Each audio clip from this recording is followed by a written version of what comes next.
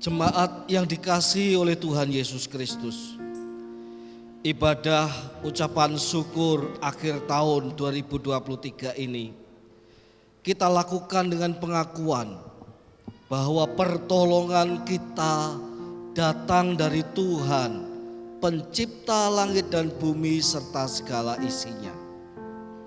Tuhan yang tidak pernah meninggalkan perbuatan tangannya. Turunlah atas kita sekalian kasih karunia dan damai sejahtera dari Allah Bapa, Anak dan Roh Kudus di dalam ibadah ucapan syukur pada sore hari ini. Kami mengucap syukur kepada Allah yang hidup.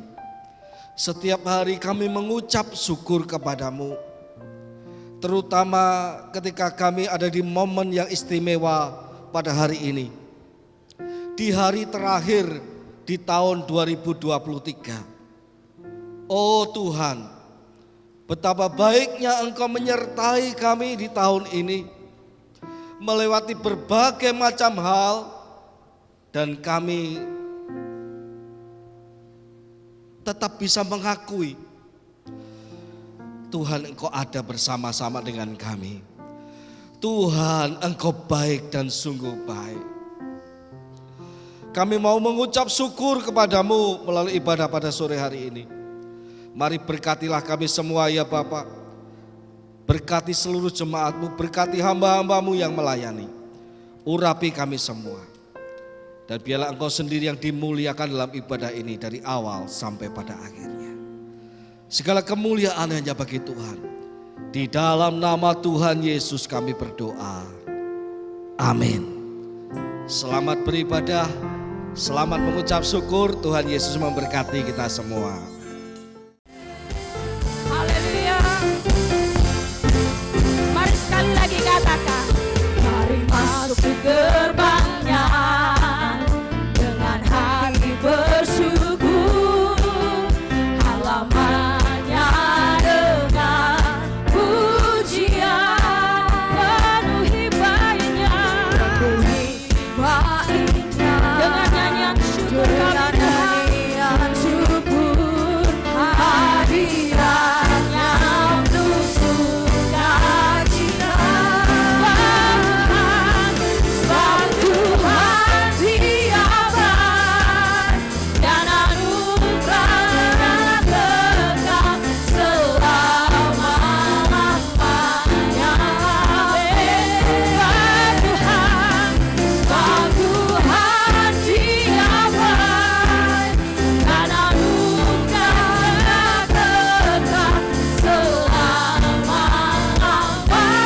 Sebab Tuhan Dia baik, haleluya. Sebab Tuhan Dia baik dan anugerahnya kekal selama-lamanya. Amin. Sebab Tuhan Dia baik dan anugerahnya kekal selama-lamanya. Selama-lamanya, amin. Selama-lamanya, selama-lamanya, selama-lamanya, amin. Haleluya. Kami percaya Engkau baik bagi kami Tuhan. Terima kasih Yesus. Tiada berkesudahan kasih setiamu Tuhan. Tiada berkesudahan kasih setiamu Tuhan. Selalu baru rahmat-Mu bagiku. Hari berganti hari, hari berganti hari. Tetap kami lihat Tuhan, tetap kulihat kasih-Mu tak pernah berakhir di hidupku. Tuhan Yesus baik, Tuhan Yesus baik, sungguh amat baik untuk selama-lamanya. Tuhan Yesus baik, Tuhan Yesus baik, sungguh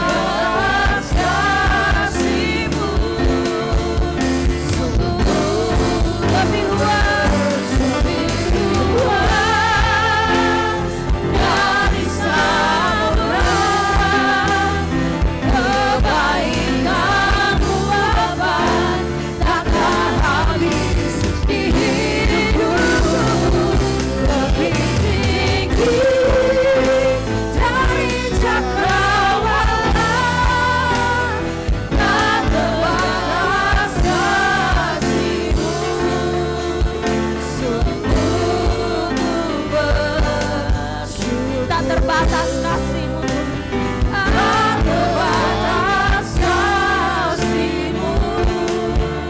Sungguh ku bersyukur. Tak terbatas kasih-Mu Tuhan. Ku melupakan yang di belakangku. Ku serahkan diriku hanya padamu Yesus. Dan ku berlari kepada tujuanku. Kau beriku hari yang baru, yang lama kau berlarang. Rencanamu Tuhan, rencanamu Tuhan, indah bagiku, tak terbatas oleh pikiranku. Firman-Mu ya dan amin, sumber kekuatan, Kau menghadap aku. Kau terbaik bagiku. Rencana-Mu Tuhan, rencana-Mu Tuhan, indah bagiku, tak terbatas oleh pikiranku. Firman-Mu ya dan amin, sumber kekuatan, Kau menghadap aku. Kau terbaik bagiku. Dengan imanmu kita katakan rencana-Mu indah. Rencana-Mu Tuhan,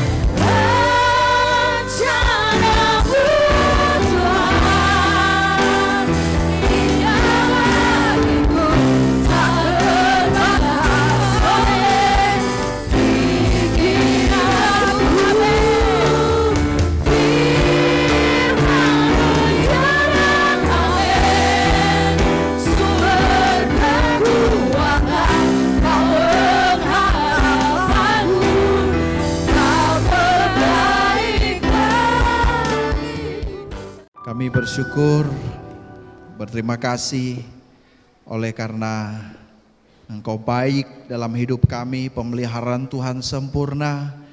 Kami boleh ada di penghujung tahun ini, semua karena kasih setia Tuhan. Terima kasih buat kebaikan-Mu. Malam hari ini kami rindu terus membangun kerohanian kami. Kami rindu bersekutu dengan Tuhan lebih dalam, menikmati firman-Mu untuk menuntun langkah kami, menguatkan kami. Oleh karena itu, urapilah hamba-Mu yang terbatas ini untuk menjadi alat berkat di tangan Tuhan. Berkatilah seluruh jemaat Tuhan. Kami buka hati kami rindu lawatan Tuhan. Nyatakanlah isi hati Bapa melalui hamba-Mu, dan kami boleh menerima firman-Mu dengan sukacita. Terima kasih Tuhan, dari awal sampai akhir pemberitaan firman kami serahkan dalam pimpinan otoritas Allah Roh Kudus. Di dalam nama Yesus kami berdoa. Haleluya. Amin. Silakan duduk Bapak Ibu yang dikasihi oleh Tuhan, para pelayan Tuhan. Shalom. Sekali lagi shalom. Ada sukacita? Puji Tuhan, kita bisa bertemu kembali, kita bisa menikmati kebaikan Tuhan di penghujung tahun ini. Saya rindu mengajak kita merenungkan firman Tuhan pada sore hari ini. Saya mengawalinya dengan satu tulisan.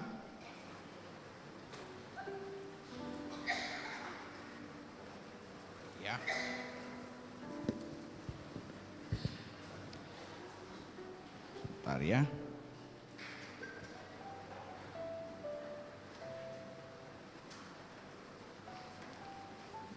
Ya.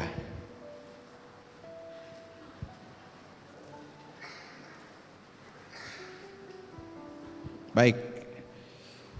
Ada satu tulisan yang mungkin biasa kita baca atau biasa kita dengar ya. Semoga tidak macet ya. Baik. Dalam 400 mutiara berharga saya kutip ya. Kehidupan ini bagaikan sebuah kereta yang berjalan menuju stasiun perhentian. Ya, seperti gambar ini ya.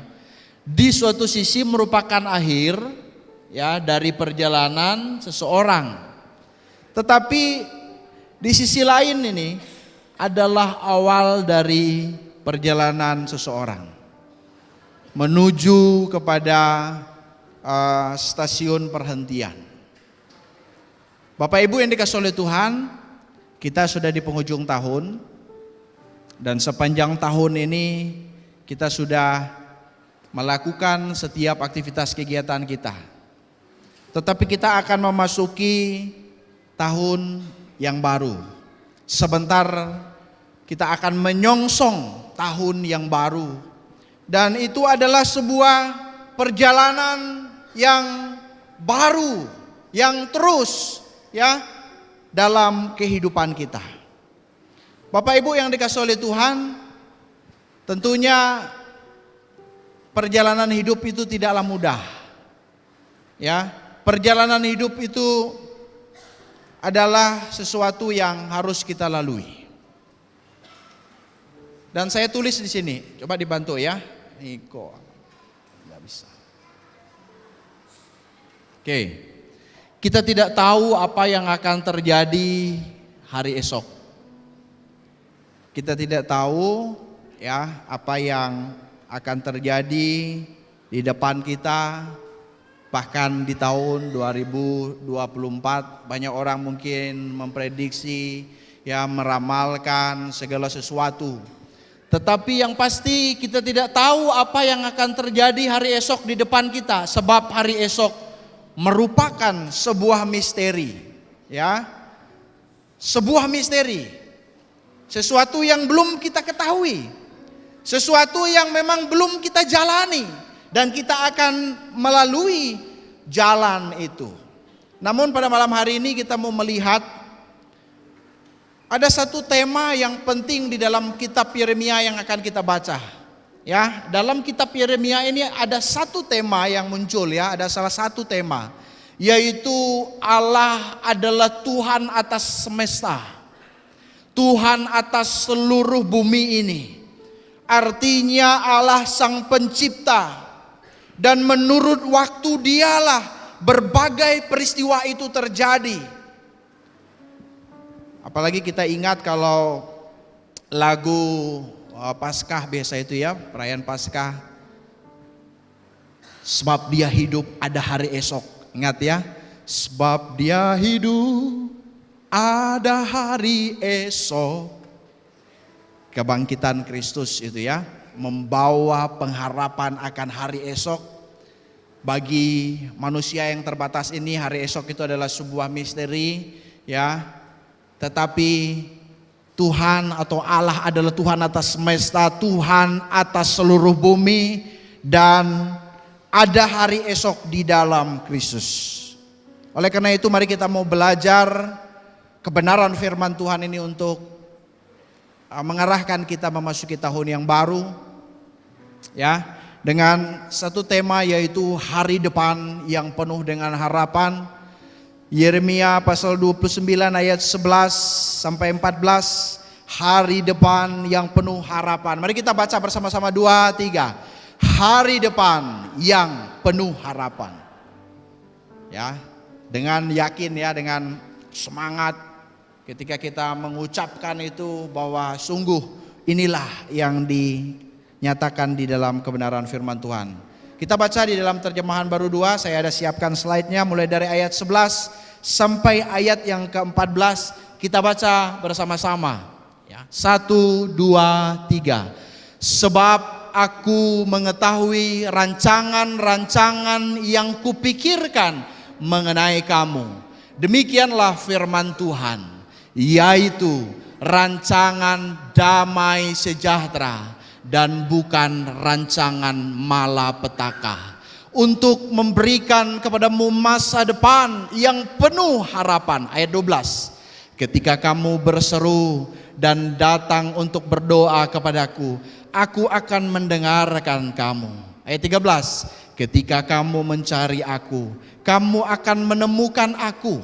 Ketika kamu mencari aku dengan segenap hati. Ayat 14, aku akan berkenan kamu temukan. Demikianlah firman Tuhan. Dan aku akan memulihkan keadaanmu, dan akan mengumpulkan kamu dari antara segala bangsa, dan dari segala tempat kemana kamu telah kucerai-beraikan. Demikianlah firman Tuhan. Dan aku akan mengembalikan kamu ke tempat asal dari mana aku telah membuang kamu. Amin. Bapak Ibu yang dikasihi oleh Tuhan, kita mau belajar dari kitab Yeremia ini, secara khusus dari pasal yang ke-29. Ada pesan yang disampaikan oleh Tuhan melalui Nabi Yeremia kepada umat Tuhan yang ada di pembuangan di Babel, dalam keadaan yang memang sangat sulit pada waktu itu, dalam keadaan yang memang masa sukar yang dialami. Tetapi ada pesan, pesan yang tentunya berasal dari Tuhan. Dari bagian ini mari kita mau belajar bagaimana sikap orang percaya dalam memaknai konsep hari depan yang penuh harapan. Bagaimana sikap kita? Mari kita melihat yang pertama. Coba klik ya. Yang pertama saya tulis di sini, yaitu pegang firman dan janjinya. Pegang firman dan janjinya. Baik. Jadi sebelumnya umat Tuhan itu lebih mengikuti keinginan mereka sendiri ya. Mereka menjauh dari Tuhan, bahkan menyembah berhala, mengikuti keinginan sendiri dan berpaling dari Tuhan dan menjauh dari Tuhan. Itulah sebabnya Yeremia membawa pesan kebenaran, membawa pesan dari Tuhan. Tetapi kalau kita baca di dalam pasal yang ke-28, ada yang bernama Hananya. Dia membawa pesan kebohongan, nubuat palsu, pengharapan palsu. Dalam pesannya itu dikatakan bahwa orang Yehuda yang dibawa ke pembuangan di Babel itu akan kembali dalam 2 tahun. Nubuat Hananya ini bertolak belakang dengan nubuat Yeremia. Karena apa? Karena Tuhan memang tidak mengutusnya untuk menyampaikan pesan Tuhan kepada umatnya. Oleh sebab itulah yang disampaikannya adalah perkataan dusta. Pasal 28 ayat 15. Dia menggemakan keinginan sendiri dan bukan keinginan Allah. Dan biarlah setiap kita bukan menggemakan keinginan sendiri, bukan menuruti keinginan sendiri, tetapi kita mau menggemakan keinginan Allah atau menuruti kehendak Allah, pimpinan Tuhan yang pada waktu itu Tuhan urapi Nabi Yeremia untuk menyatakan isi hati Allah, keinginan Allah. Dan salah satu bagian firman Tuhan yang tadi kita baca. Oleh sebab itu saya mau tegaskan bahwa kita perlu mendengar firman-Nya. Pegang firman-Nya, biarlah kebenarannya menuntun setiap langkah kehidupan orang percaya.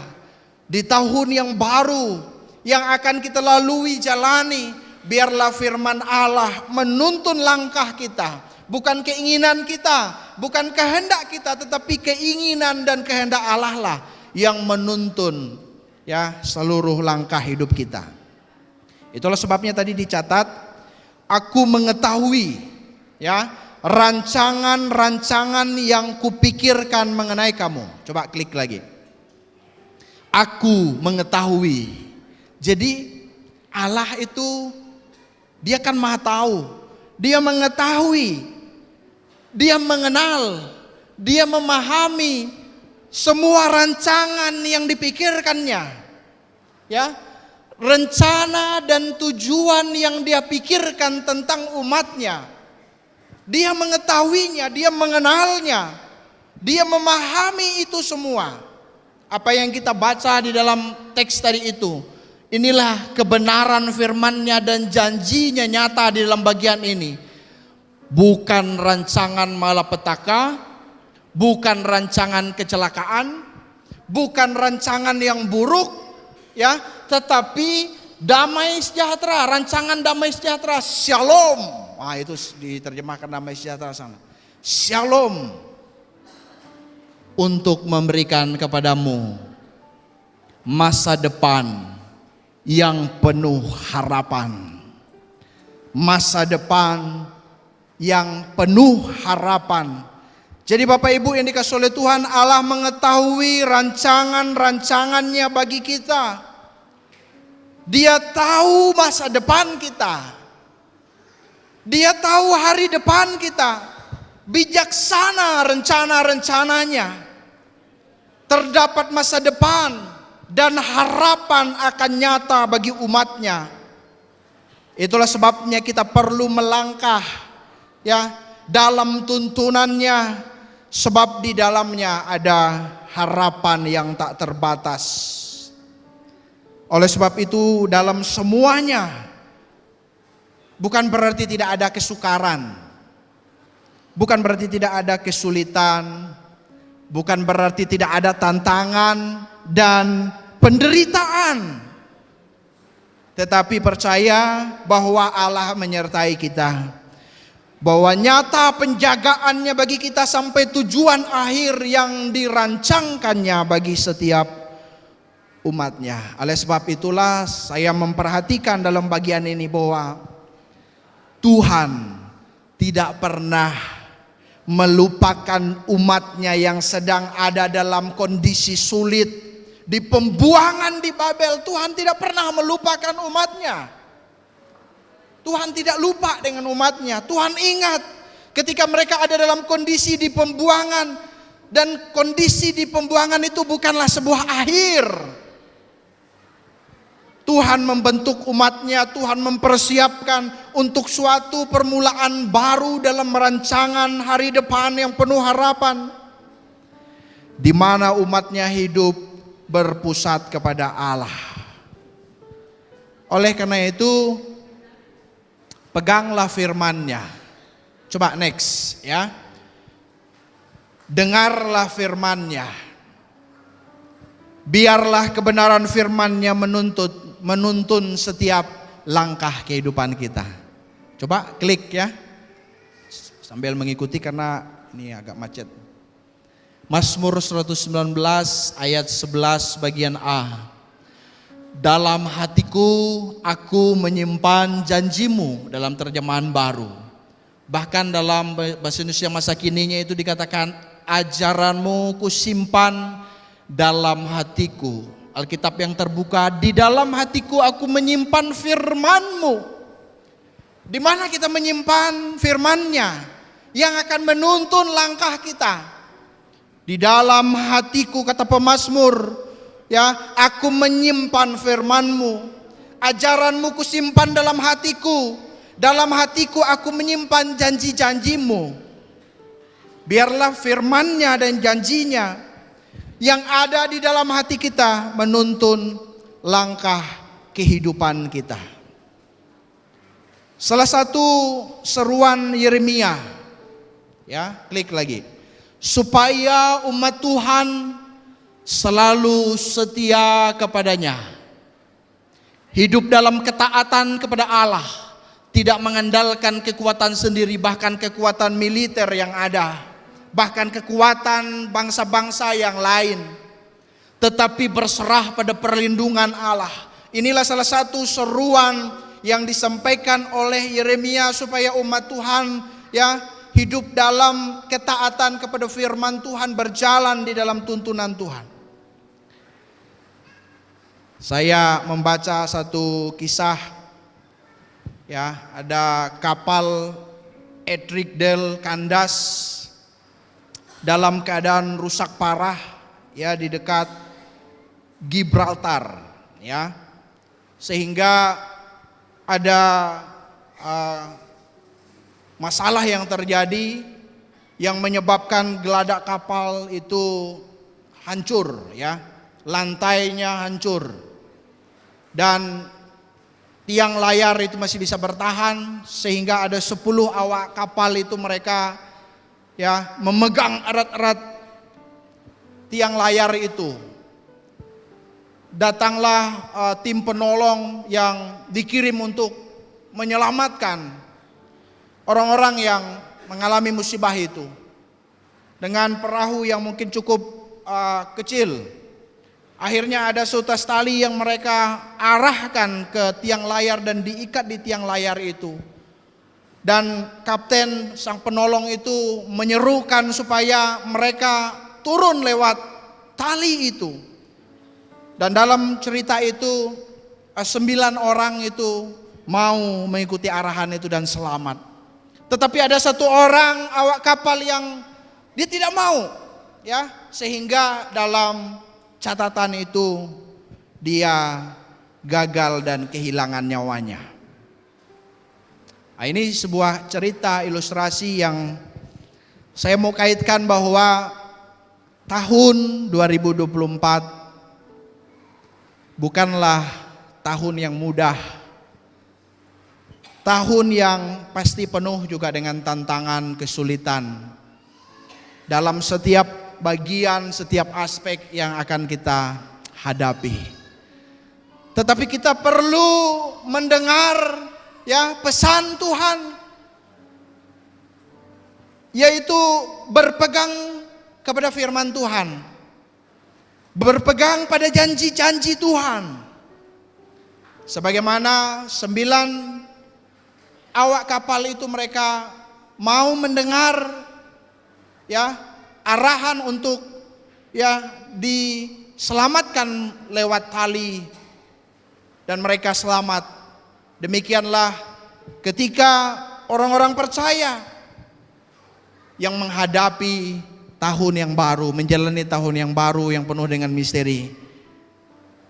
Kita perlu bergantung kepada Tuhan, mengikuti arahan Tuhan, berjalan dalam pimpinan Tuhan, bukan sebaliknya seperti pesan Hananya, ya, yang sesuai dengan keinginannya untuk mungkin hanya menyenangkan orang lain, tetapi tidak berasal dari Tuhan dan itu membawa, ya, malapetaka di dalam kehidupannya.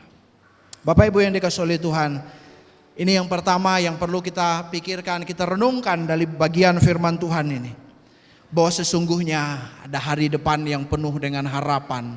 Bagaimana rancangan Tuhan yang terbaik bagi kita, dan biarlah itu yang kita pegang, bahwa sungguh kita bisa berkata dengan keyakinan iman, ya, sebagaimana yang difirmankan Tuhan, sebagaimana yang dijanjikannya, bahwa hari depan penuh harapan, ya, masa depan penuh dengan harapan.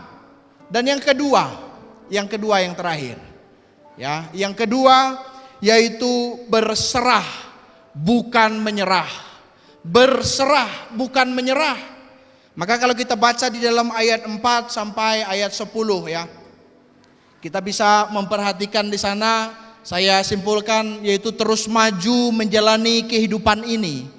Terus maju menjalani kehidupan ini.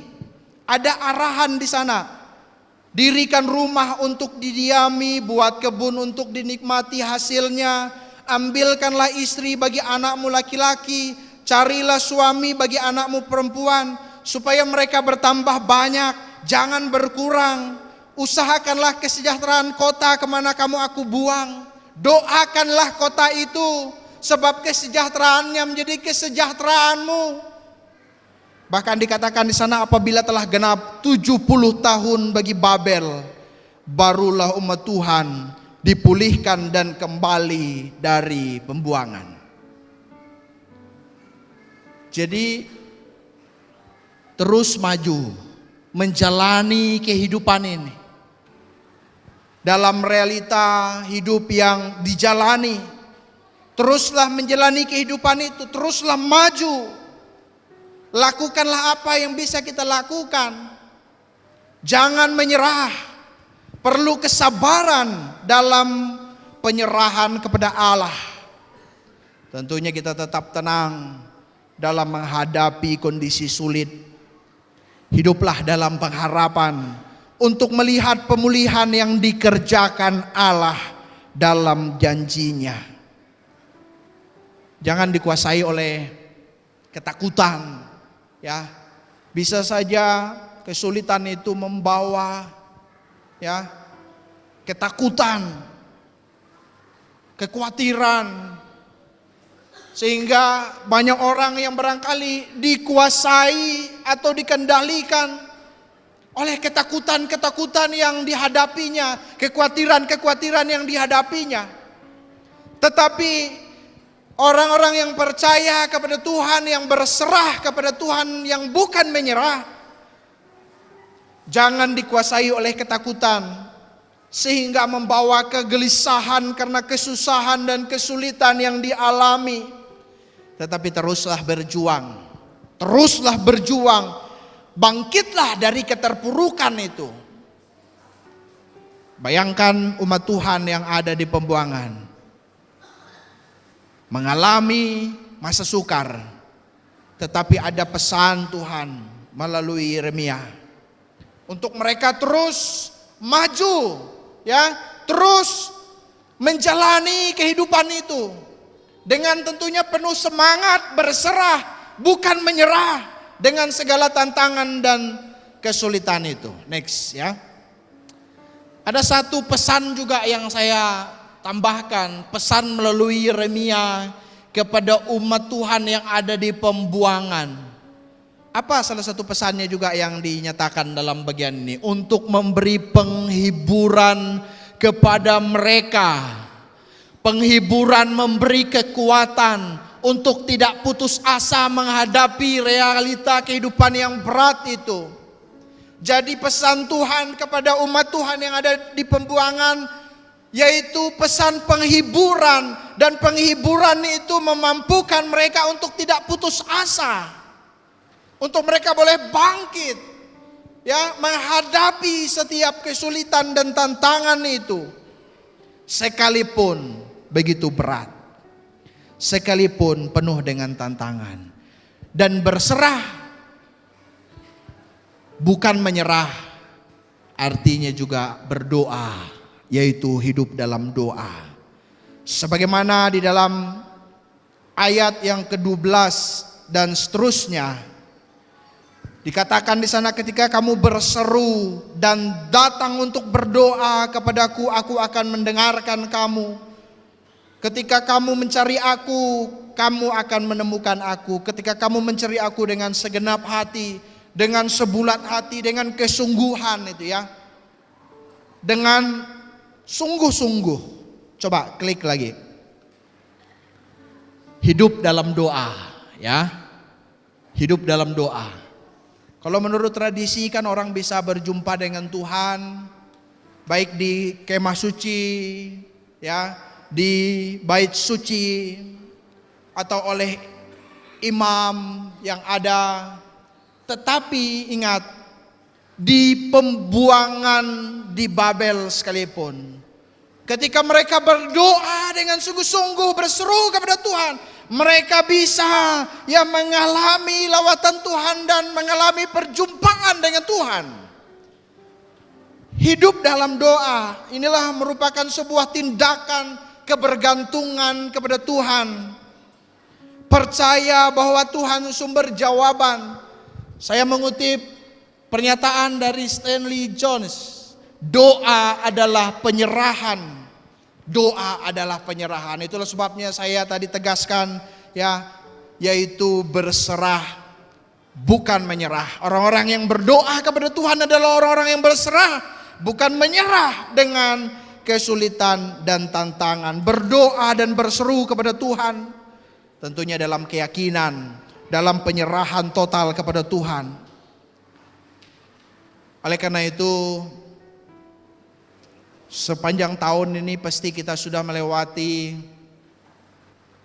banyak hal ya, entah suka, duka, masalah yang silih berganti. Barangkali ada di antara kita yang merasa, waduh berat Pak tahun ini. Sangat-sangat bersyukur kalau mampu survive sampai hari ini Pak. Mungkin ada Bapak Ibu yang terus berjuang, ya bahkan mungkin sampai saat ini masih belum selesai masalah yang dihadapi itu. Dan akan memasuki lagi tahun baru yang penuh dengan misteri yang kita tidak tahu apa yang akan terjadi. Tetapi saya mau katakan tidak perlu putus asa, sekalipun dalam keadaan sulit kita bisa datang kepada Tuhan melalui doa-doa kita, dalam sikap kesungguhan untuk mencari Tuhan dengan sepenuh hati, sebab kita akan menemukannya.